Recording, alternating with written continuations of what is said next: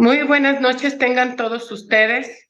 Es un honor para mí presentar el día de hoy esta sesión tan importante porque es la mujer en la ciencia. Y hoy pues no podemos dejar de mencionar a la doctora Matilde Petra Montoya Lafragua, quien es una ilustre mexicana porque tuvo un destacado papel en la historia de la medicina en nuestro país, dado que fue la primera médica mexicana.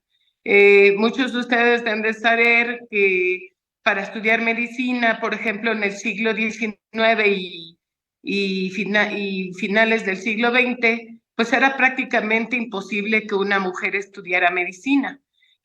Por ejemplo, el caso de la doctora Matilde Petra, ella tuvo muchas limitaciones, tanto de la sociedad como de las instituciones educativas, y fue justo el presidente Porfirio Díaz quien permitió que ella se inscribiera en la Facultad de Medicina y se graduó en 1988. Pero esto es algo muy importante porque abrió la brecha para que muchas mujeres mexicanas pudieran estudiar medicina y además especializarse en diferentes áreas. Ella, por ejemplo, se especializó en ginecología y obstetricia.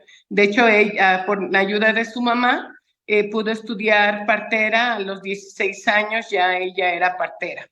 Y bueno, pues es muy importante y además, pues actualmente, pues lo que se busca es de que haya igualdad de género, que independientemente de ser hombre o mujer, tengamos las mismas oportunidades, tanto profesionales como personales. Personales, pues les puedo poner un ejemplo que es la crianza, que antes estaba todo hacia el lado de la mujer y actualmente pues el hombre participa mucho en esto, pero bueno, eso ya es otro tema. Pero hoy, por ejemplo, pues es muy importante porque tenemos tres de que es la doctora Perla Colunga, quien nos va a hacer favor de coordinar esta sesión, la doctora Roberta de Michelis, que es muy conocida y querida por todos nosotros, y la doctora Marisa Feliz de Argentina, que también es una gran amiga, y quienes, pues ellas han abierto esa brecha. Tenemos la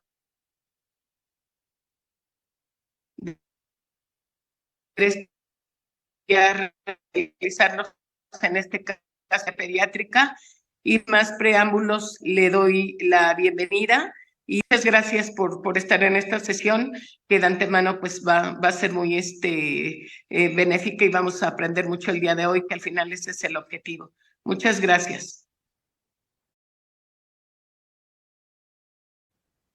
Hola, ¿qué tal? Buenas noches a todos los asistentes a nuestra sesión. Es un honor para mí acompañarlos para coordinar esta sesión en el marco del Día Internacional de la Niña y la Mujer en la Ciencia.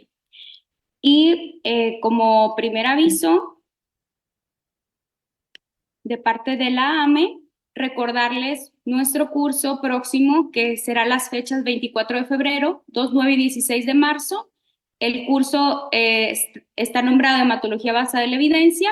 Se repartirá durante 4 sábados por expertos en todas las áreas y va a estar disponible en videograbación por 3 meses. Para que se inscriban, recuerden que en nuestra página oficial de la AME.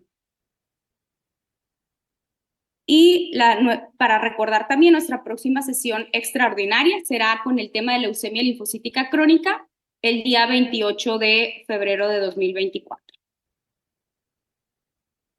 Y sin más preámbulos, pues presentar a la doctora María Roberta de Michelis. Yo creo que conocida y estimada por todos nosotros, muchos la conocemos, es un verdadero role model para muchos de nosotros. Ella es profesor asociado en el Instituto Nacional de Nutrición, Salvador Subirán. Ella es egresada del programa de la misma institución y se encuentra en el área de hemato-oncología. Sabemos que ha sido líder y pionera en la investigación de las leucemias agudas en México y un miembro fundador del grupo de trabajo de las leucemias agudas, el cual también se encuentra dentro del comité y que recientemente acaba de terminar sus actividades como vocal académica de la AME. Hace un momento escuchaba que comentaba aquí tras bambalinas que fue un poco difícil preparar su charla, entonces ya estoy intrigada por ver qué es lo que nos va a compartir, ¿verdad? Pero es una persona que tiene todas las credenciales para exponer el tema que le corresponde respecto a su carrera y su perspectiva. Y en segundo lugar, presento a la doctora Marisa Sara Feliz. Ella es jefa clínica del Servicio de Hematología y Oncología en el Hospital de Pediatría, profesor Juan P. Garrahan. Es la doctora, pues pude tener la oportunidad de revisar su currículum, al igual que la doctora Roberta, pues es una persona que se ve su amplia trayectoria, principalmente en el campo de las leucemias agudas, pero no solo eso, sino también pude ver toda su trayectoria docente, ha presentado en más de 400 congresos, trabajos de investigación, ha sido investigador principal en muchos trabajos de leucemias agudas en el área pediátrica, y le agradecemos bastante su participación en esta fecha especial para nosotros. Y recordarles que no olviden descargar la constancia durante la sesión, antes de que finalice, para que esté disponible para ustedes. Y pues continuamos con la presentación de la doctora Roberta.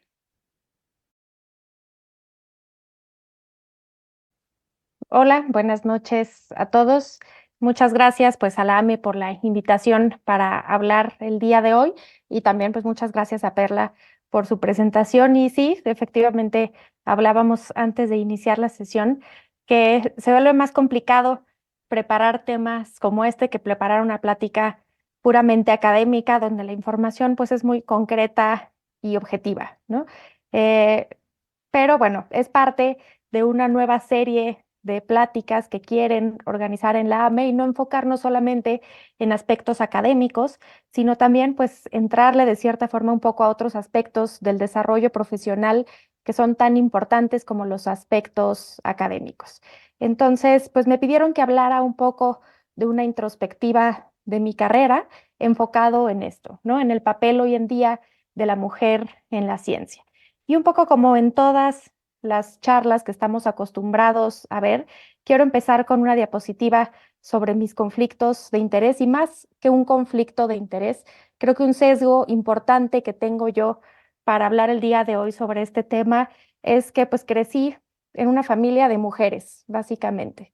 Mi mamá fue pues la líder de mi familia y fuimos puras mujeres, entonces de cierta forma pues yo nunca crecí pensando en que ser mujer me limitara en alguna forma en lo que podía o no podía hacer, ni en mi desarrollo personal o profesional. Por lo tanto, pues sí es de cierta forma un sesgo, pero bueno, creo que podré hablar con cierta objetividad, pero al mismo tiempo estando consciente que muchas otras personas tienen un camino más difícil al respecto de este tema. Quiero comenzar una primera parte hablando y homenajeando de cierta forma a algunas mujeres que han hecho historia importante en la hematología, porque en realidad hay varias. Ya la doctora Ángeles empezaba esta sesión hablando de otra mujer importante en la medicina en general, y aquí me quiero enfocar en algunas que han hecho historia en la hematología. Quiero comenzar con esta, que es la doctora Lucy Wills, que la doctora Lucy Wills nació pues en 1888 en Reino Unido, y de hecho probablemente algunos de ustedes vieron este doodle que salió pues hace un par de años en honor a su fecha de nacimiento. Y ella tuvo la oportunidad de aprovechar algunas reformas victorianas que permitieron que un grupo muy específico de mujeres pudiera ir a un internado que fue pionero en la formación de mujeres en ciencias y matemáticas principalmente, y ella basó su investigación en ácido fólico y anemias megaloblásticas. De hecho, viajó por todo el mundo, hizo estudios muy importantes en India, y en los 20, pues ella ayudó a descubrir el papel que tenía el ácido fólico en la prevención de anemia durante el embarazo, que sabemos que hoy en día pues sigue teniendo una relevancia muy importante en salud pública. En segundo lugar, quiero hablar de la doctora Janet Davison, que probablemente muchos de ustedes ya la conocen. Ella nació unos años después, en 1925, en Estados Unidos, y ella fue a la Facultad de Medicina de Chicago, pero vean, pues en esta época era mucho más complicado de lo que lo tenemos hoy en día. En esa época se aceptaban únicamente 3 mujeres por cada 65 estudiantes, y de hecho ella murió en los 90, y en varias entrevistas pues hablaba de esto, ¿no? Cómo tuvo que esperarse un año porque no pudo estar en esa cuota de 3 mujeres que ingresaron a la Universidad de Chicago a estudiar medicina inicialmente. Ella enfocó su desarrollo profesional en genética, después se convirtió en profesora de la Universidad de Chicago y de hecho es una pionera en la investigación translacional. Y pueden ver del lado derecho de la diapositiva cómo pues descubrió muchas cosas que particularmente los que nos dedicamos a las leucemias pues son del día a día, ¿no? Descubrió la translocación 821 en la leucemia mieloide aguda.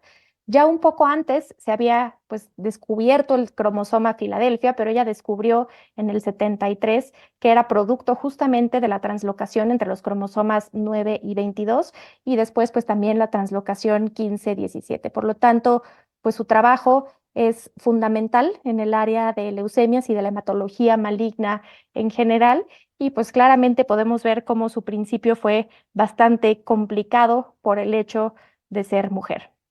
Ahora, en México también hay algunas cosas interesantes. De hecho, pueden ver en esta diapositiva, es una imagen del laboratorio de hematología, una fotografía del laboratorio de hematología del instituto en 1946, ¿no? Donde se ven, pues ahí probablemente sean algunas químicas en el laboratorio que estén haciendo, pues algunos experimentos.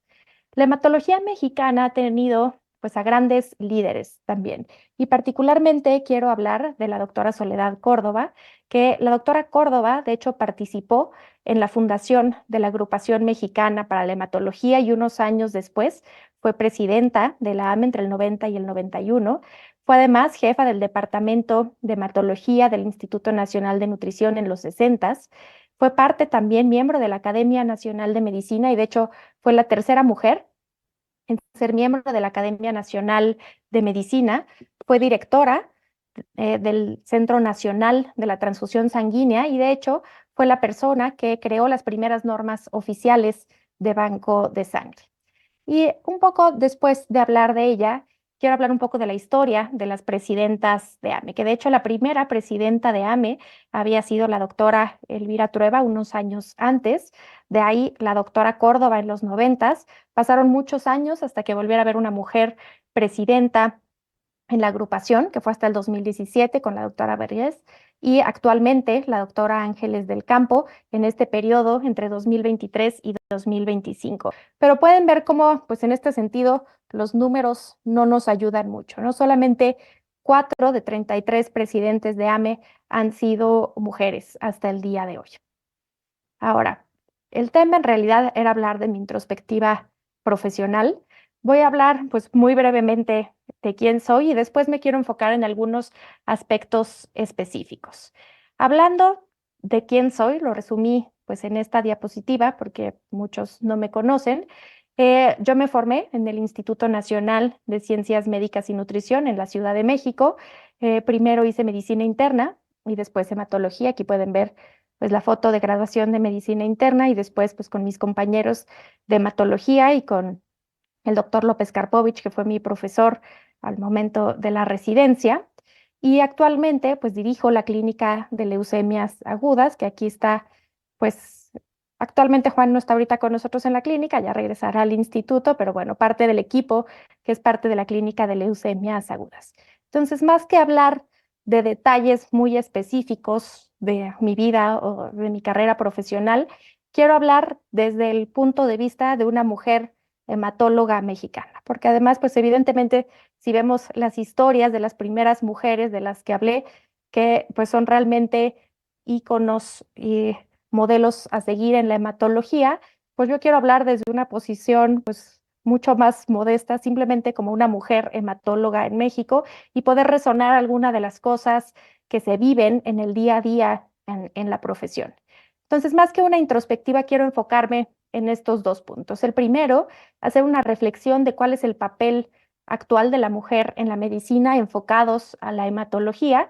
Y en segundo lugar, algo de lo que estuve reflexionando de cómo quería enfocar esta charla es de esta forma, ¿no? Pensar un poco en qué consejos me hubiera gustado recibir en etapas tempranas de mi desarrollo profesional. Hablando del primer punto, ¿no? Del el estado actual de las mujeres en la hematología y en la medicina. Y estas son las preguntas que quiero, pues por lo menos reflexionar en los siguientes minutos, ¿no? Es, primero que nada, si sigue habiendo retos específicos al ser mujer en medicina y específicamente en hematología. Y les voy a mostrar algunos números que pues nos demuestran cómo sin duda hemos ido mejorando, pero siguen habiendo algunos retos que tenemos que tratar pues de sortear en los próximos años, ¿no? Y aquí pueden ver cómo pues en las etapas iniciales de formación en medicina y yendo hasta el otro lado, que son pues los líderes administrativos o los jefes de departamento, el porcentaje de mujeres va disminuyendo, ¿no? Esto lo hemos visto ya desde hace muchos años. Cada vez hay más mujeres que estudian medicina, ¿no? De hecho, hoy en día más de la mitad de las facultades de medicina son mujeres. Estos son datos en Estados Unidos. Creo que en México incluso podemos hablar de un porcentaje mayor de mujeres que estudian medicina, pero al menos la mitad o más de los estudiantes de medicina son mujeres. Y de ahí todo va bajando, ¿no? Y cuando llegamos a los puestos directivos, pues en realidad es menos del 20% de las mujeres que llegan acá. Sin duda, algo tiene que ver pues con el tiempo y seguramente en algunos años serán más las mujeres que estén en puestos directivos, pero vamos a ver también cómo sí hay algunos sesgos estructurales que limitan que las mujeres puedan llegar a estos puestos directivos. Aquí hay algunos otros datos interesantes. Primero podemos ir viendo pues cómo esto ha ido cambiando, ¿no? Y esto habla pues del porcentaje de mujeres que están en puestos directivos básicamente, de mujeres médicos en puestos directivos, la cifra actual o la última que está aquí en 2018 y en los periodos de tiempo cómo esto ha ido cambiando. Y sin duda podemos ver que sí ha habido una mejoría, ¿no? Si comparamos 2003 al corte aquí 15 años después, pues estamos hablando casi del doble de mujeres que llegan a estos puestos directivos.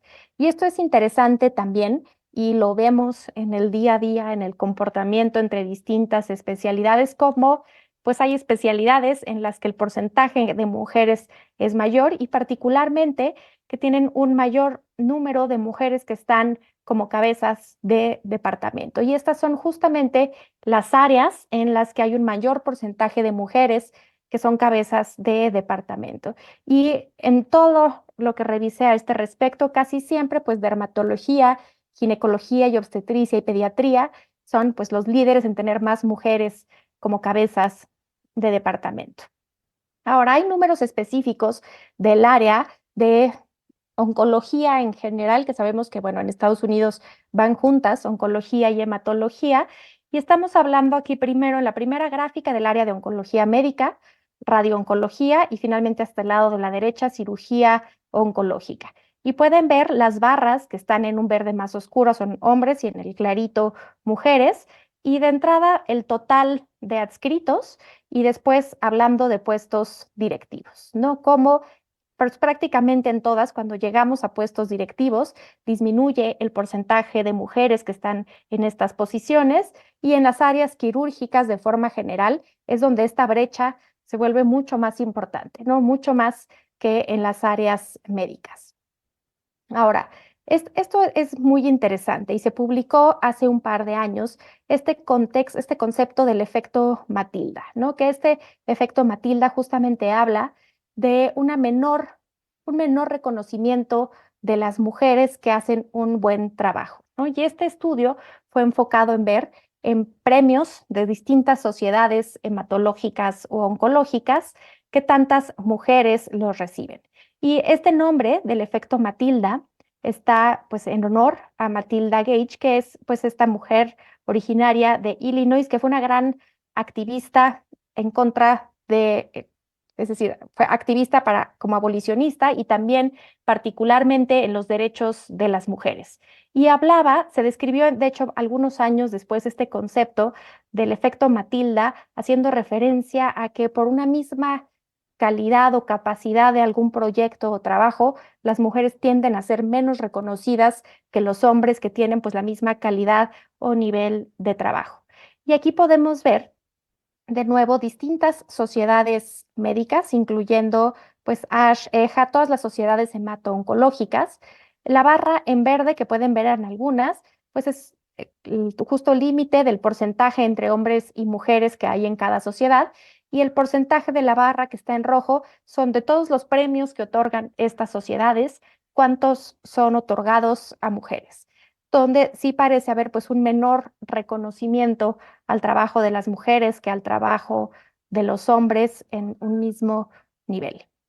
Ahora, en México tenemos algunos datos interesantes, que estos datos fueron cortesía de la doctora Marta Alvarado, que quise pues poner su fotografía por cuestiones de tiempo, pues no podemos detenernos a hablar de todas las mujeres que han hecho un trabajo importante en la hematología en México, pero creo que sin duda la doctora Alvarado es alguien de quien se tiene que hablar y se tiene que reconocer porque ha sido pionera y líder en muchos aspectos, tanto de áreas directivas como de la hematología en sí en el país.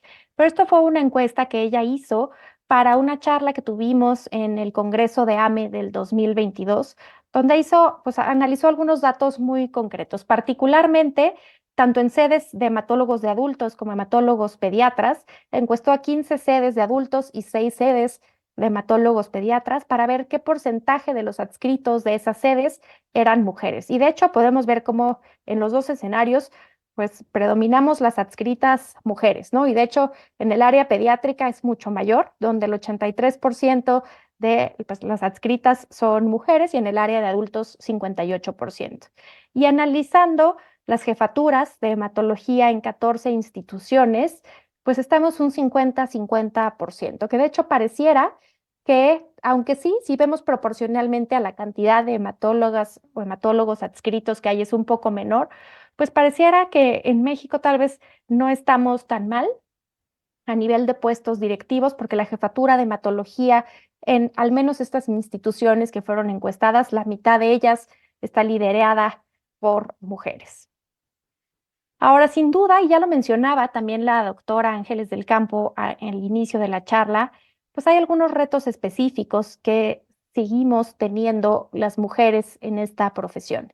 Y estos datos vienen de una encuesta que hizo la Sociedad Europea de Oncología, que fue justo esta encuesta enfocada al papel, o sea, dentro de un comité de mujeres en oncología. Y analizaron varias cosas importantes. Aquí pueden ver el impacto que tiene la profesión en ciertos aspectos de la vida personal, ¿no? Y en general, en la mayoría, se vio que si comparamos, en la primera columna están hombres y en la segunda mujeres, en general, en las mujeres hay un mayor impacto en la vida personal de las mujeres, ¿no? Es decir, la profesión, ser médicos, oncólogos, hematólogos, tiene un mayor impacto en muchos de los aspectos de la vida personal en mujeres en comparación con hombres. Y esto lo más importante fue en el cuidado de los hijos, ¿no? Pueden ver aquí en estas dos barras de columnas cómo, pues este es el porcentaje que en las mujeres tiene un impacto la profesión en el cuidado de los hijos. La mayoría lo consideran o considerable o algo extremo. Y de la misma forma, otros datos interesantes que surgieron de aquí es que en las mujeres consideran que su principal reto es este balance entre el trabajo y la familia. Más de la mitad de las mujeres oncólogas pues opinaron esto. Y de hecho también de forma alarmante, casi un 40% reportaron haber recibido comentarios sexuales inapropiados de algún colega o algún superior. Y esto va un poco de la mano con algunos de los datos que se analizaron también en este reporte de la Asociación Americana de Escuelas Médicas, donde habla primero aquí el porcentaje de tanto mujeres como hombres que se sienten respetados en su centro de trabajo y por acá el porcentaje que se sienten no respetados en su centro de trabajo. Y claramente hay un porcentaje mucho mayor y de hecho, desde mi punto de vista, demasiado alto de mujeres que en su centro de trabajo se sienten pues no respetadas por el sexo que tienen. Y de hecho podemos ver aquí cómo de nuevo esto también pues depende de las especialidades o pues es mayor en algunas especialidades en particular, ¿no? Y de nuevo las quirúrgicas, ortopedia, es donde hay un mayor porcentaje de gente que reporta que se siente faltada al respeto dentro de su centro de trabajo. Ahora, algo que creo que es importante y que quiero también dejar claro el mensaje es que hay otros retos más allá del sexo, de ser mujer o hombre, ¿no? Y tenemos todos que estar conscientes que todos tenemos en la mente algunos estereotipos que nos llevan a tener prejuicios y muchos de estos prejuicios son inconscientes, ¿no? Y al final esto es lo que va a llevar a la discriminación. Un ejemplo clásico en las mujeres, mujeres versus hombres, es el estereotipo es que las mujeres somos más dramáticas, ¿no? Y esto puede llevar al prejuicio de pensar, pues, que si contratas mujeres, probablemente vaya a haber más problemas en el grupo de trabajo, y esto finalmente y de forma inconsciente en muchas ocasiones lleva a la discriminación, a tratar, pues, de no contratar para puestos directivos a mujeres, y todo esto viene de este estereotipo y de los prejuicios a los que conlleva.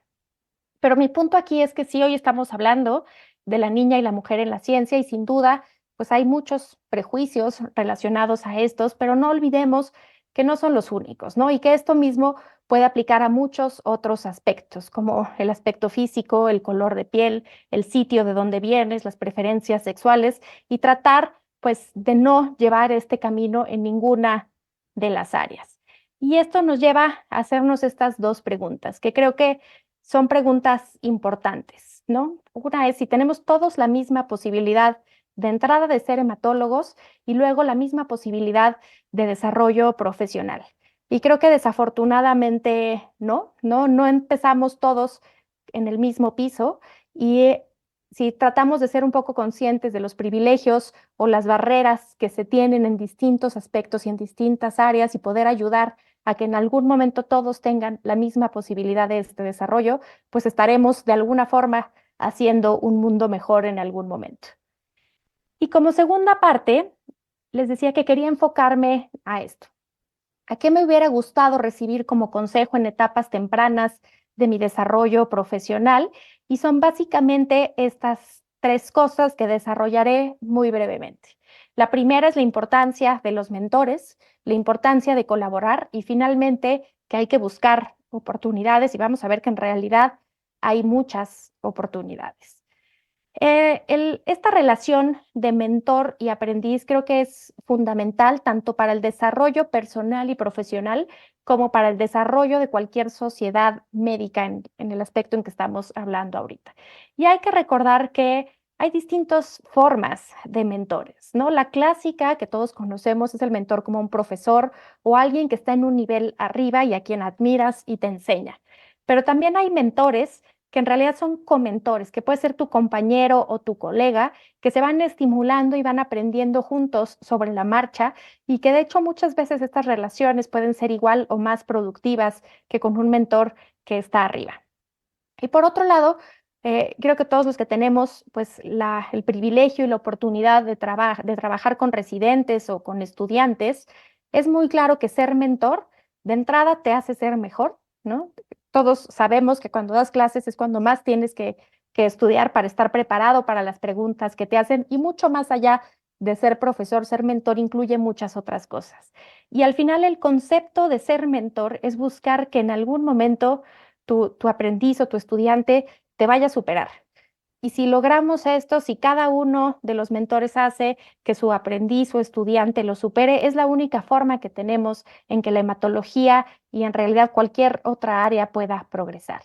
Y un concepto que creo que también es muy relevante es que todos podemos ser mentores en cualquier etapa, ¿no? No te tienes que esperar a ser el jefe de departamento o al profesor titular de un curso para convertirte en mentor de alguien. Puedes ser mentor desde que estás en formación, porque esto puede ser desde tus compañeros o con algún estudiante y esto no hay una fecha precisa para poder convertirse en mentor. Ahora, hablando un poco de mi experiencia personal, la verdad es muy difícil decidir a quién poner como mentores, porque creo que todos hemos tenido muchos mentores, pero probablemente por el impacto que han tenido en mi desarrollo profesional, elegí poner a estas tres personas. Primero, sin duda, creo que todos hemos tenido a esos comentores que han sido nuestros compañeros durante la formación. En este caso, para mí, Fernando fue mi compañero durante la residencia y fue pues esa persona con la que me ayudaba, nos enseñábamos y nos apoyábamos y buscábamos ir un poco más allá. Sin duda, el doctor Crespo fue pues la persona que guió mi desarrollo profesional. Él, cuando yo estaba en formación, era quien llevaba la clínica de leucemias agudas. Yo desde un principio supe que quería dedicarme a ver leucemias agudas y él pues me abrió la puerta de su oficina, de los proyectos de investigación, no solo la parte teórica, sino le aprendí el trato al paciente, esta relación humana que es fundamental en pacientes con leucemias agudas. Y pues fue el doctor Crespo que además después cuando decidió irse del instituto, pues me dejó pues la responsabilidad de quedarme en su lugar y en la clínica. Y finalmente la doctora Wendy Stock, que bueno, no necesita mucha presentación, todas las personas que vemos leucemias agudas, creo que muchos de nosotros la tenemos como un modelo a seguir. De hecho, la doctora Stock ha ganado recientemente el premio como la mejor mentora de ASH porque lo es. Y quiero enfocarme un poquito a esta relación de mentoreo que he tenido con Wendy, que además es una mujer que mentorea a muchas mujeres y rompe un poco este mito de que las mujeres entre nosotras no podemos trabajar y colaborar. Y esto es un poco cómo empezó la relación con Wendy. Todo empezó conmigo siendo una fan loca, que la vi en alguna sesión que vino a dar una charla a México y al terminar la sesión yo estaba ahí esperándola a que se bajara para ir a hablar con ella y hacerle todas las preguntas y todo lo que quería yo decirle acerca de leucemias agudas. Y creo que esto fue básicamente cuando yo acababa de terminar la residencia. Y de ahí comenzamos una relación que ha sido muy productiva y algo que es importante, cualquier mentoreo necesita tiempo. Y Wendy, muchos de ustedes la vieron en estas sesiones que se conectaba con nosotros, pues nos regaló mucho de su tiempo y ha sido muy generosa con México y sé que con muchos otros lugares. Comenzamos varios proyectos de colaboración. Un proyecto que metimos juntas nos hizo llevarnos este ASH Global Research Award, que es pues como un grant para proyectos de investigación que metes con algún tutor en Estados Unidos y nos ha hecho tener producción científica relevante e importante, sobre todo por lo que implica para el trabajo que hemos hecho. Y aquí pueden ver algunas imágenes de este mentoreo que hemos tenido con Wendy, desde las sesiones en las que se conectaba con nosotros una vez al mes para discutir casos. Vino con nosotros al Congreso en México hace 2 años. Cada Congreso de ASH nos vemos ahí porque va a ver los trabajos que llegamos. Y también Wendy nos tutoreó este proyecto inicial que ha sido un proyecto muy importante para adaptar este esquema de tratamiento a nivel local, que Juan fue el primer autor de este proyecto, que ha sido también, pues, de cierta forma tutoreado por Wendy y de hecho ha tenido un impacto tan importante que hasta hubo un podcast de The Hematologist, que es este podcast de ASH, que dedicaron a hablar con nosotros sobre este proyecto y es solo un ejemplo de cómo el mentoreo de alguien puede llevar a hacer cosas que son relevantes e importantes.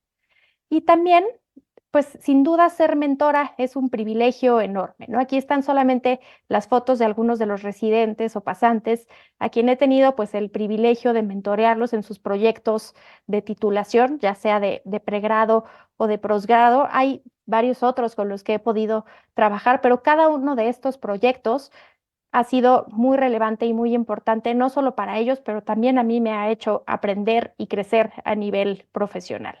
Y aquí, bueno, algunas fotos de residentes, estudiantes presentando sus proyectos o trabajando en ellos y desde pues escenarios como aquí Sergio, que lo entrevistaron en algún congreso por el trabajo que llevó, y también pues gente que me ha tocado, como Alfredo, que está aquí, que me tocó ser su profesora de pregrado y ahora pues está a unas semanas de empezar la residencia en hematología y he podido pues ver todo su crecimiento desde muy pequeño. Ahora, el segundo punto es la colaboración y amistad, que es muy relevante porque esto lo he platicado con muchas personas que se formaron más o menos en la misma época que yo. Y es que cuando yo me formé, en realidad no tenía idea quiénes eran los hematólogos que se estaban formando en el resto de las sedes en el país.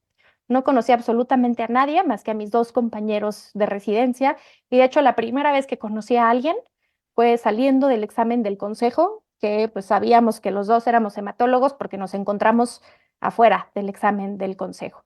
Pero cada hospital trabajaba por su lado, cada quien en su camino, y todos pensábamos que éramos los únicos que hacíamos bien las cosas y que el resto del mundo estaba mal. Después uno va aprendiendo que no, que en realidad todos tenemos cosas buenas y cosas malas, todos tenemos muchos retos y casi todos compartimos los mismos retos, ¿no? Y sin duda, pues es importante estar conscientes de que la forma de que avancen las cosas es trabajar juntos, compartiendo información y colaborando. Y esto solo es una foto para mostrarles que ya no nos odiamos entre todas las sedes y de hecho, pues tenemos una relación buena entre hematólogos de distintas sedes, no solo de la Ciudad de México, sino a lo largo del país. Y esta colaboración no solo ha sido para la amistad, sino también en proyectos importantes, ¿no? Como es el grupo de trabajo de leucemias agudas, que se formó pues hace ya aproximadamente 7, 8 años y que fue un grupo justamente de buscar colaborar entre distintas instituciones para hacer pues proyectos de investigación, comenzando con registros retrospectivos y que nos ha hecho a todos aprender y crecer y que nos hemos dado cuenta que juntos se puede hacer mucho más y trabajo mucho más significativo que lo que cada uno podemos hacer solos. Y sin duda, la experiencia de haber sido vocal de actividades académicas de la Agrupación Mexicana para el Estudio de la Hematología, y aquí pueden ver, bueno, algunas fotos de convivencia de los miembros que fuimos parte de la mesa directiva en la agrupación pasada, que de hecho el doctor Mellón, que fue quien me invitó a ser parte de su mesa directiva, lo conocí por este grupo de trabajo de leucemias agudas y de ahí también se ha convertido de cierta forma en otro mentor en aspectos diferentes para mí y lo que pudimos trabajar en esos 2 años de la agrupación han sido sin duda de los aspectos más significativos e importantes que he vivido en mi desarrollo profesional. Ahora, finalmente quiero concluir con esto, ¿no? Que era el tercer punto acerca de la búsqueda de oportunidades. Y hablando específicamente del desarrollo profesional de un hematólogo o cualquier médico o especialista, sabemos que uno puede enfocar su desarrollo profesional en distintas áreas de la hematología, ¿no? O de la medicina en general. Podrá haber gente que decida dedicarse a una práctica puramente privada, a la investigación, a la academia, o hay muchas otras áreas donde puede uno decidir desarrollarse, por ejemplo, la industria farmacéutica.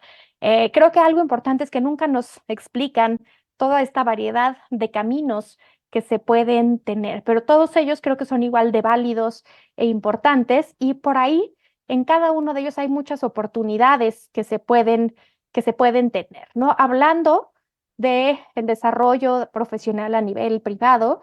Aquí le pongo unas fotos de los 2 socios con los que yo trabajo a nivel privado y de nuevo fue una mujer, que es la doctora Ivette Neme, que se acercó conmigo cuando yo estaba terminando la residencia y me ofreció que cuando yo terminara la residencia podía pues acercarme con ella para trabajar con ella en la institución privada. Y de nuevo les digo, se rompen estos mitos de que las mujeres entre nosotras no nos ayudamos y somos nuestras peores enemigas. En realidad no, me llamó con ella y desde entonces pues hemos trabajado juntas en una relación pues no solo de amistad y profesionalismo, sino pues una relación profesional muy importante y después ya adoptamos también a Sergio un par de años después cuando él se graduó. Y hablando de todas las oportunidades que están por ahí, hay muchísimas, ¿no? Desde oportunidades que tiene la AME, que son oportunidades, muchas de ellas que pueden incluso fondear algunas estancias fuera del país, que creo que las aprovechamos menos de los que podríamos o deberíamos, o muchas personas tal vez ni siquiera saben que existen estas oportunidades. Prácticamente todas las sociedades médicas tienen algunas iniciativas en las que se puede participar. El ejemplo de ASH, creo que ASH ya deben de estar cansados de mí porque cada cosa que puedo participar, trato de participar.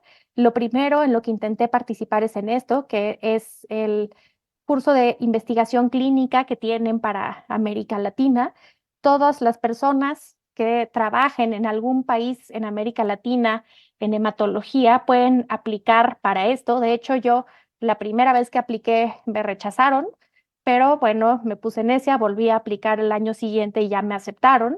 Actualmente soy también parte del comité de este curso de investigación clínica de Estados Unidos, ya no el de Latinoamérica, y sigo participando cada año ahora como profesora en el de Latinoamérica. Y también ya les había hablado de este ASH Global Research Award, que es de entrada un fondeo para estudios clínicos, que la ventaja que tiene es que tiene todo, es decir, pueden participar cualquier país que no sea Estados Unidos. Por lo tanto, hace que pues la competencia sea mucho más justa y mucho más pareja.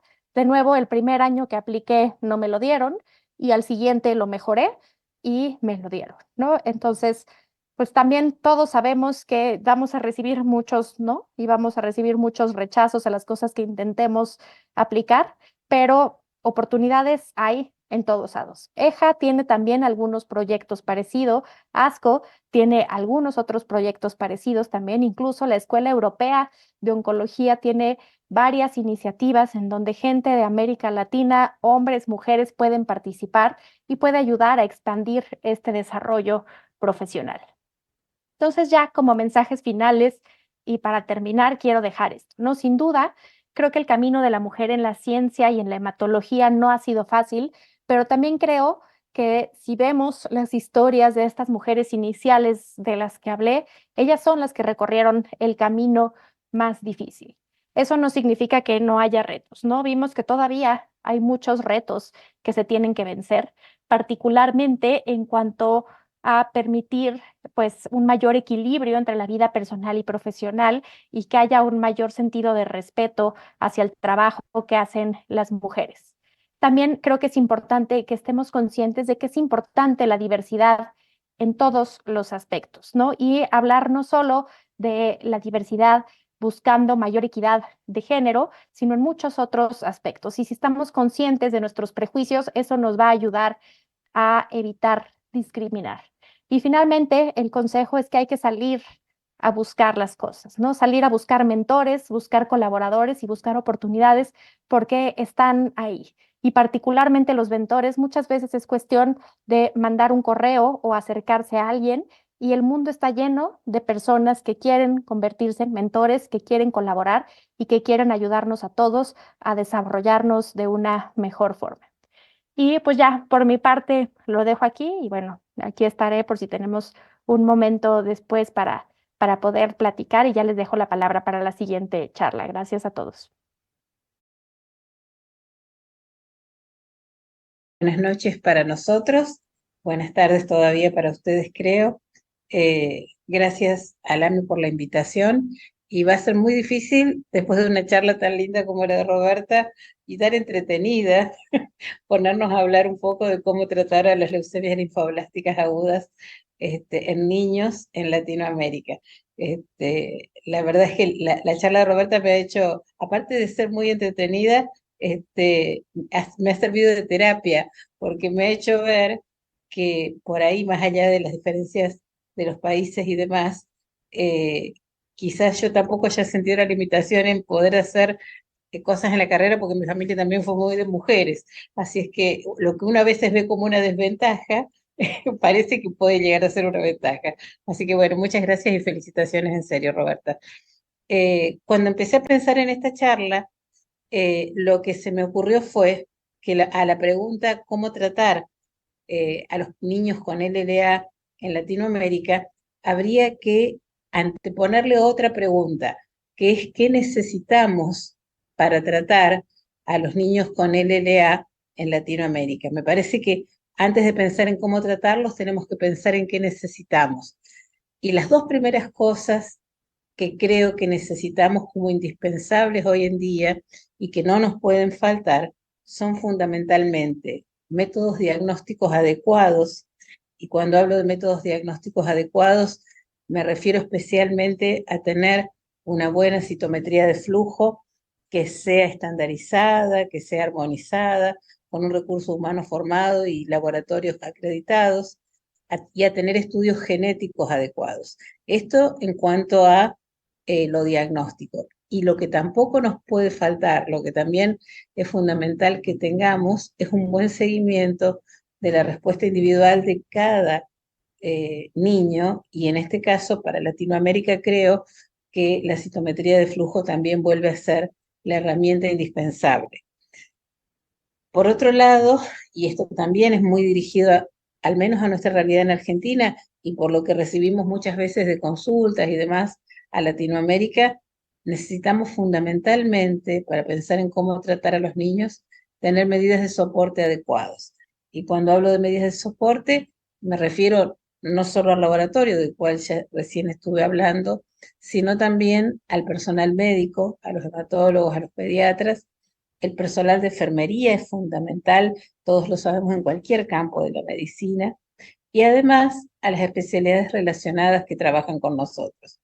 Es claro que tenemos que aprender el lenguaje uno de los otros y que tenemos que tener gente entrenada correctamente en sistemas adecuados de formación para que podamos cuidar mejor a nuestros pacientes. Esto parece de perogrullo, pero no toda Latinoamérica los centros tienen acceso, o la equidad no es justamente lo más frecuente en Latinoamérica, y creo que una de nuestras responsabilidades es justamente eso, que los niños tengan acceso a la medicación adecuadamente, y no solo la quimioterapia, sino también a toda la medicación de soporte. Y por otro lado, creo que otro problema que uno sabe que en Latinoamérica tenemos es que a veces nos falta un trabajo para lograr la buena adherencia al tratamiento de los pacientes. ¿Y qué otras cosas necesitamos? Digo, para que uno vaya chequeando su mapa en general. Creo que es fundamental, y esto es algo que también tenemos que aprender todos a hacer. Por ahí yo tuve la suerte de haberme formado, cuando hablaba Roberta de los mentores, con un mentor que era el doctor Federico Sagman Muriel, y que siempre me enseñó que era súper importante el elegir un esquema de tratamiento, adecuarlo a mi realidad y respetarlo, y respetar esa estrategia seleccionada. Uno puede elegir la filosofía que cree más factible en su país o en su centro.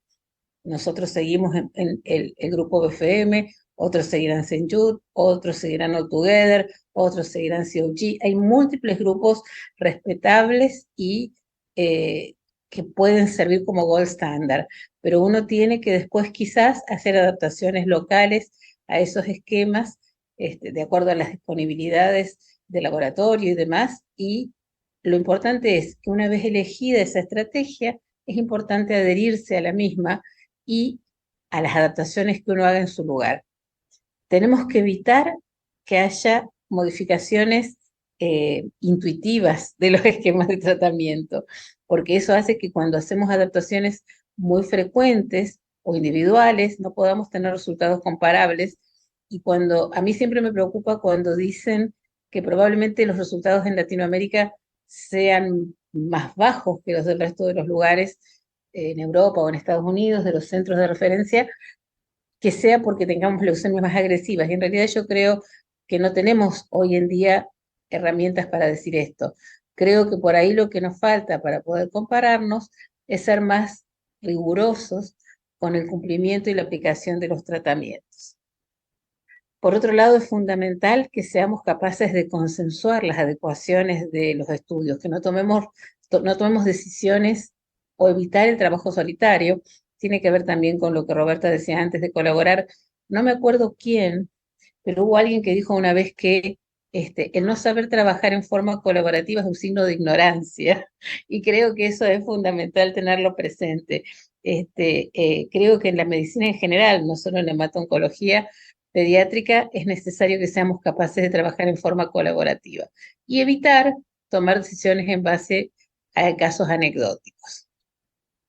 Y para mí algunas reglas básicas que uno tiene que tener para trabajar en general es que, y esto es una de las cosas que a mí siempre más me preocupa, y los que me hayan escuchado en la plataforma de Resonance, a mí siempre me preocupa mucho que en Latinoamérica muchas veces la preocupación es ¿qué hacemos con las leucemias recaídas?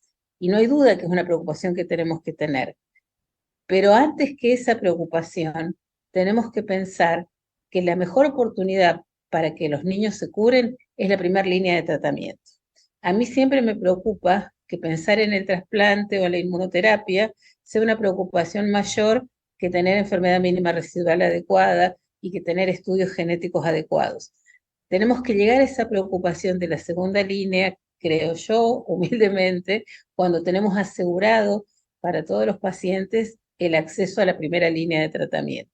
Eh, Como ejemplo concreto, yo al hospital quizás no le pueda pedir que me compre el último anticuerpo monoclonal que haya que utilizar en las leucemias, pero sí me enoja mucho cuando el hospital no cuenta con metotrexato para darle en el momento en que tengo que darle, o citarabina. La primera línea tiene que estar asegurado si queremos que más chicos se curen.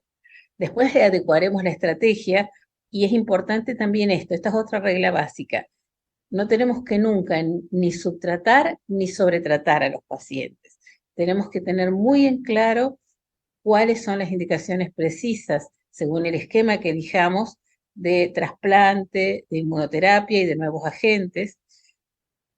La otra cosa, que en países con mucha población, como es México, como es Argentina, es importante que seamos capaces de elaborar estudios que respondan preguntas en formas aleatorizadas.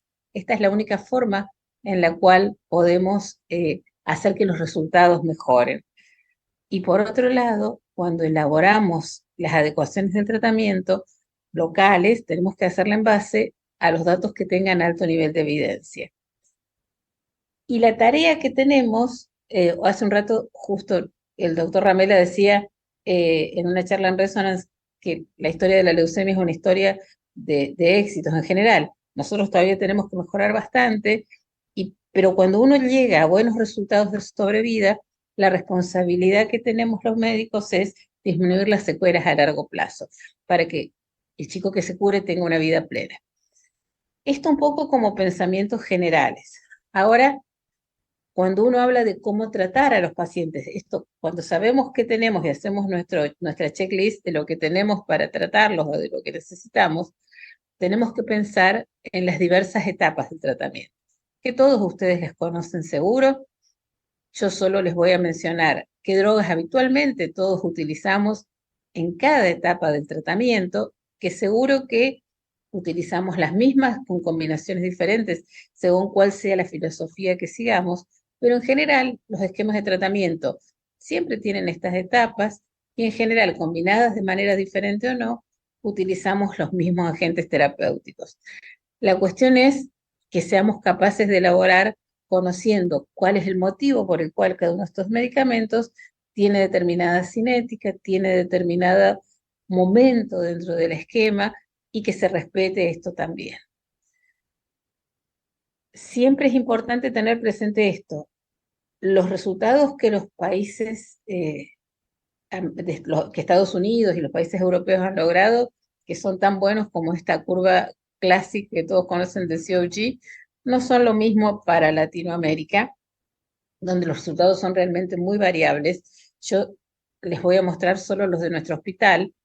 Desde los protocolos, el primer protocolo nuestro fue el 87, que yo lo tomé al final porque empecé a hacer hematología en el 89, pero fíjense que hemos tenido la suerte de ir mejorando los resultados de año en año en nuestro hospital. Sin embargo, fíjense que llegamos a cerca del 80% en el último ALIC 2009, o sea que todavía nos queda un gap de 10% para mejorar. En forma muy rápida, para no cansarlos, les voy a contar esta secuencia de las preguntas que fueron respondiendo los dos protocolos ALIC ya cerrados. ALIC creo que todos lo conocen, que es Acute Lymphoblastic Leukemia Intercontinental, esta es la sigla, y bueno, y todos son protocolos basados en el backbone del BFM. El ALIC 2002, no les cuento los previos, para no parecer tan vieja, pero en el LEA96, nuestro estudio del LEA96 lo que hizo fue tratar de responder la pregunta sobre si las fases de mantenimiento diferentes, más o menos intensas, con el backbone del BFM, podían mejorar los resultados. Y la conclusión fue que intensificar el esquema de tratamiento durante el mantenimiento no mejora los resultados. El ALIC 2002, que ya lo publicó el doctor Jan Starr y toda la comunidad de la ALIC, si se fijan, logró reclutar más de 5.000 pacientes elegibles, una cantidad muy importante, y lo que hizo fue tratar de comparar en forma aleatorizada si una reinducción tardía más intensa podía mejorar los resultados. Si ustedes ven, la sobrevida libre de eventos que logró alcanzar, y ahora les muestro las curvas, está en 74%. Recuerden, este 74% y estos 5.000 chicos elegibles. Y la conclusión más importante es que la reinducción tardía más intensiva no mejoraba los resultados de estos pacientes.